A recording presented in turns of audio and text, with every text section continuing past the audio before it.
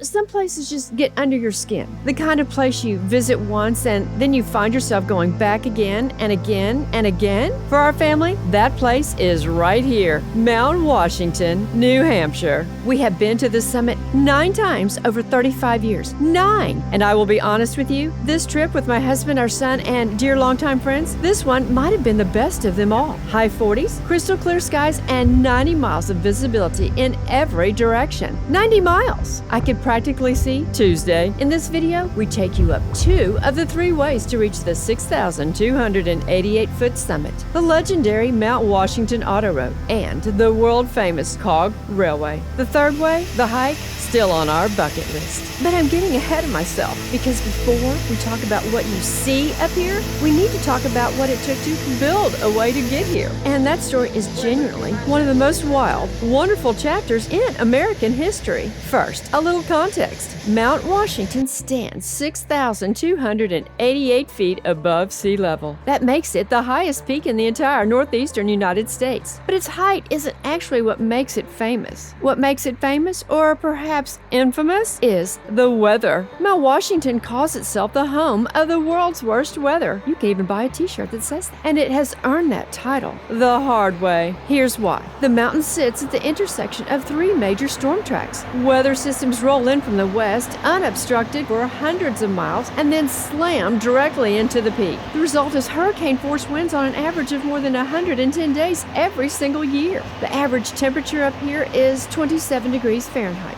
They once recorded a wind chill of 109 degrees below zero. The record snowfall in a single day, over 4 feet. And then there's April 12th, 1934. On that morning, observers at the summit weather station, after battling through ice just to reach their instruments, recorded a wind speed of 231 miles per hour. For decades, that was the highest surface wind speed ever recorded by a human being on Earth. So, of course, somebody decided to build a road to the top. Let's roll. The Mount Washington Auto Road opened on August 8th, 1861. Think about that for a second. The Civil War was actively being fought, and someone in New Hampshire was out here with shovels and black powder, hand clearing a 7.6-mile road up one of the most meteorologically aggressive mountains on the continent. The whole story actually begins with wheat, Canadian wheat to be precise. In 1851, a railroad was built from Montreal to Portland, Maine to ship winter grain to an ice-free port. That line passed through Gorham, New Hampshire, and suddenly the east side of the White Mountains opened up to tourists. Hotels sprang up. The first Glen House, at the foot of what would become the Auto Road, was completed in 1852. A Summit House appeared that same year. In 1853, a New Hampshire state legislature had granted a charter to build a carriage road all the way to the top. Construction began in the 1850s, and on that August day in 1861, horses and mountain wagons began hauling the brave and the curious at roughly the pace of a determined turtle to one of the most extraordinary views in the country.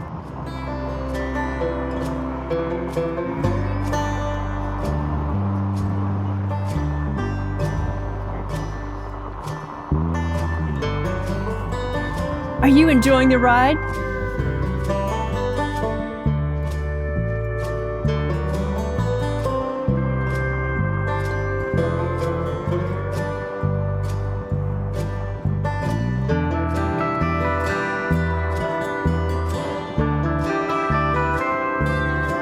Aren't you glad you're not driving?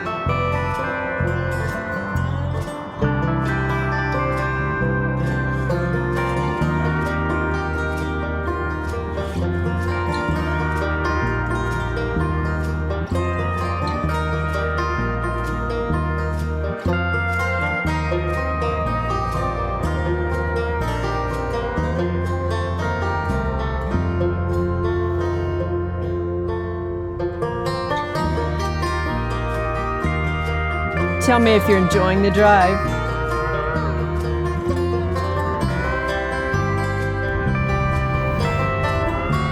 The first motorized ascent came in 1899. None other than Freeland O. Stanley of Stanley Steamer fame, puttering his steam-powered automobile up a road that was never designed for it. The automobile had changed everything. By 1935, over 3,000 private cars were making the climb annually. By the road's 100th anniversary in 1961, that number was nearly 13,000. Today, the road is fully paved, a milestone only completed in recent years, and it remains officially the oldest continuously operating man-made tourist attraction in North America. Average grade of 12%, hairpin turns, no guardrails on the scary parts, and a bumper sticker that has been a rite of passage since before most of us were born. This car climbed Mount Washington. We've earned that sticker several times. Now, if you'd prefer to let someone else do the driving, and honestly, I respect that completely.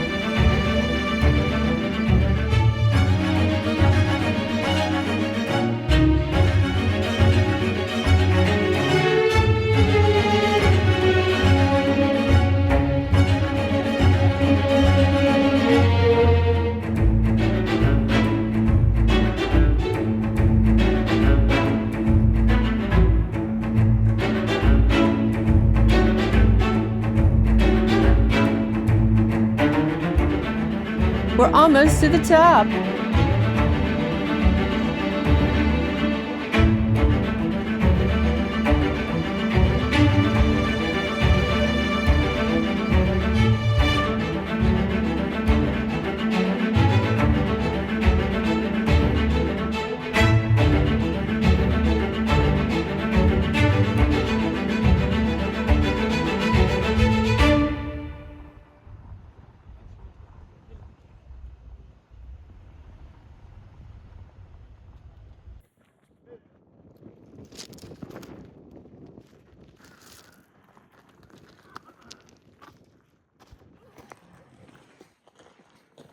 After parking, we headed up the stairs to go to the Tip Top House, which is a historic site. Years ago, you could get inside, but no longer. I hope that maybe they're fixing it up inside so we can get back in there. It's really cool.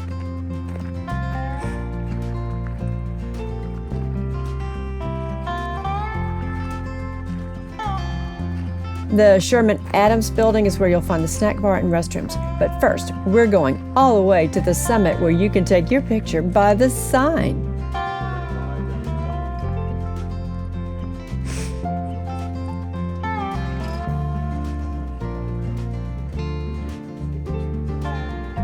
I feel like there's bunks in it.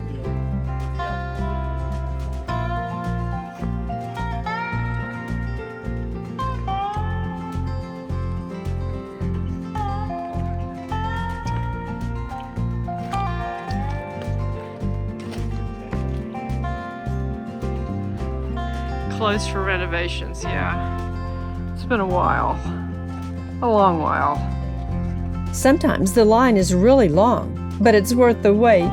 There is another way up, and its story is, if anything, even more delightfully audacious. Meet Sylvester Marsh. In 1857, he climbed this mountain on foot, got caught in a brutal storm, and had what I can only describe as a very specific idea for revenge. He decided he was going to build a steam railway to the summit. He went to the New Hampshire state legislature to ask for a charter. The reaction was skeptical. Famously skeptical, in fact. Legend has it that someone in the chamber offered an amendment permitting Marsh to build his railway all the way to the moon, if he liked. He built it anyway. Construction began in earnest in 1866. Supplies had to be hauled by hand from a town 25 miles away. Workers felled trees on site and built their own sawmill. The total cost came to just over $139,000. And on July 3rd, 1869, the first train reached the summit of Mount Washington. The Mount Washington Cog Railway became the world's first mountain climbing cog railway, and it's been running nearly without interruption ever since. You might be wondering, how does it work?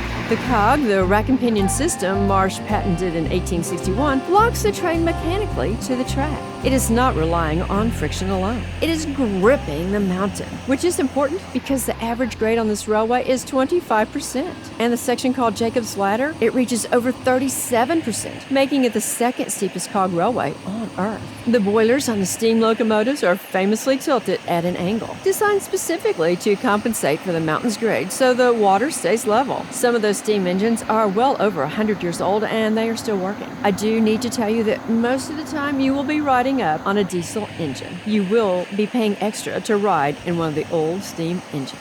As a side note, and one of our best friends is a machinist for the Cog Railway. We have ridden the cog, and I will tell you there is something otherworldly about sitting in a passenger car, tilted backward at that angle. President Ulysses S. Grant rode the cog in the 1870s to escape the Washington summer heat. We rode it for the same reason most people do, because it's glorious and strange, and unlike anything else in America. The second one's going back.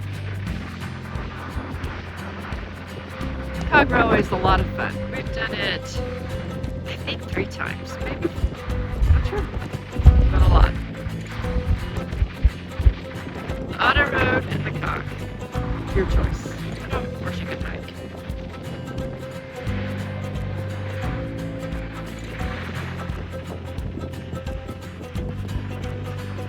There's the other one. Out of sight. They put it in low gear and drive it all the way back.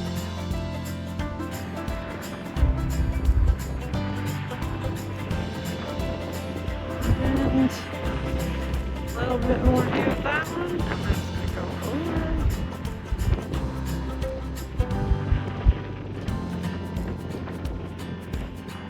over. Bye, little blue.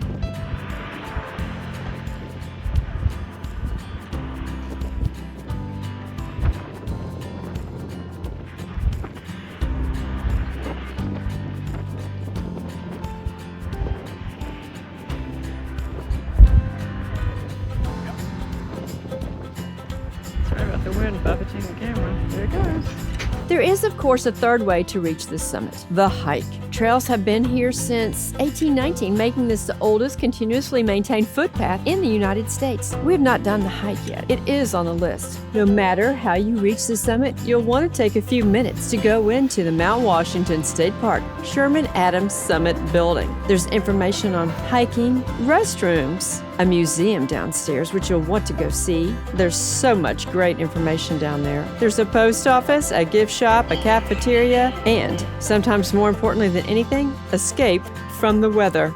And as I always say, be sure to buy yourself a postcard and send it back home. There's a post office here. No excuses. I think the highlight of being at the summit is the roof level viewing deck.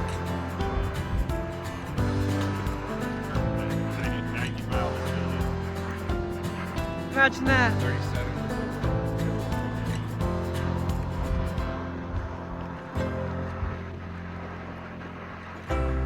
I don't know that we've ever been up here. Well, we've probably been up here. This is clear, but it's been a while. It's been a skinny minute since.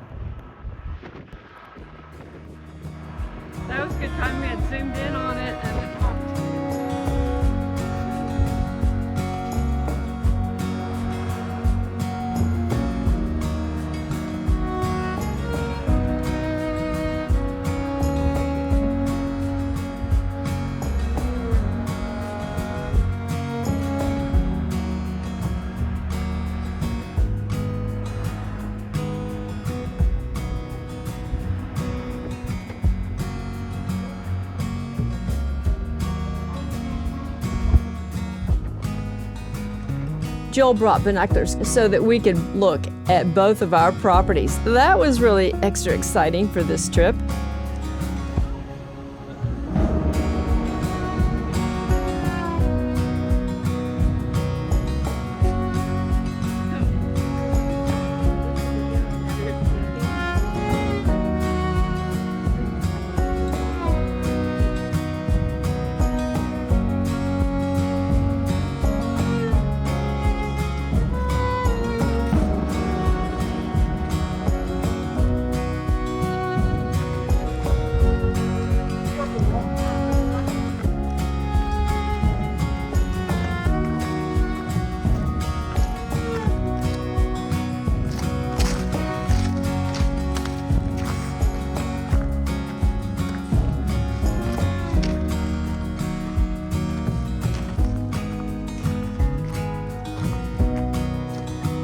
Ah, it's nice out of the wind.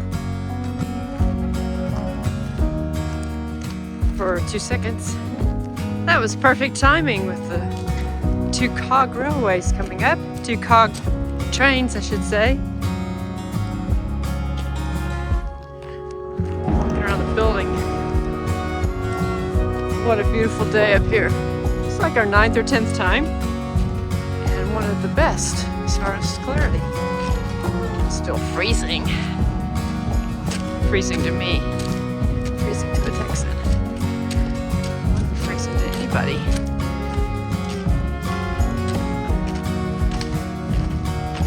Great place. Definitely should be on everybody's bucket list to make it to Mount Washington and beautiful White Mountains of northern New Hampshire. On this day, our 9th time standing on the summit, we had 90 miles of visibility. We could see our little cabin. The temperatures in the 40s felt downright civilized for a mountain that once tried to blow itself off the entire earth. While standing up there with our friends that we had known for decades, I thought about all the people who had stood on this exact spot. The geology students of the 1800s, the Summit House guest arriving by horse wagon, and then there's Sylvester Marsh proving every skeptic wrong, and of course the observers braving 200-mile-per-hour winds to ride it all down. This mountain has been drawing people upward for over 160 years. Both ways up are costly, both are fascinating, both are completely, utterly worth it. Time to head down. We're going to make a couple of stops.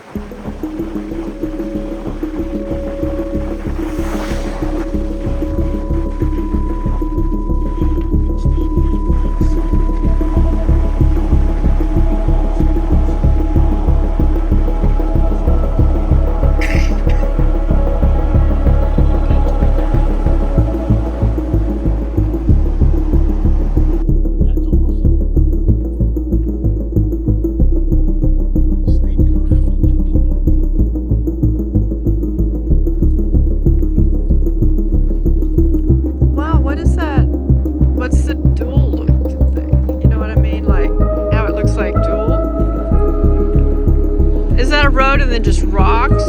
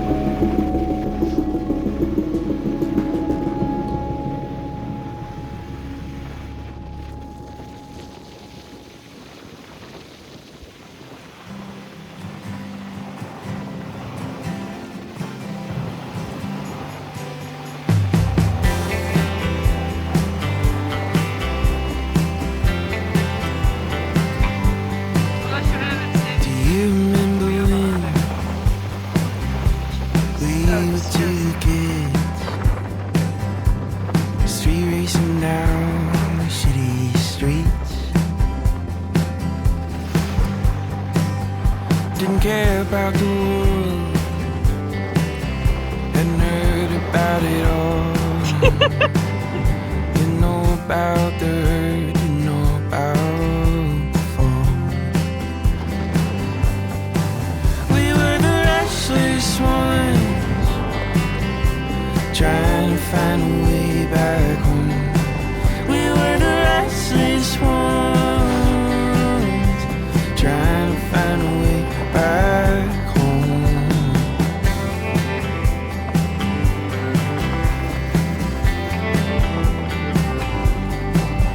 After school at the park, we meet around dark, chasing dust devils round the wooden marks. Cicadas singing a tune, they got the hayride and blues. Those days are over, but I got you, yeah. We were the restless ones, trying to find a way back. I do have one more recommendation. We have done this not every time we've gone up the mountain, but many of the times. We have ended our excursion to experience Mount Washington at the Mount Washington Hotel to have lunch at Stickney's. Try it. You'll like it. This is a historic hotel, definitely worth a visit. And if your pocketbook is extra fluffy and puffy and you have a strong credit card on, you might want to spend a weekend at the Mount Washington Hotel. It's glorious, it's historic, and it's gorgeous.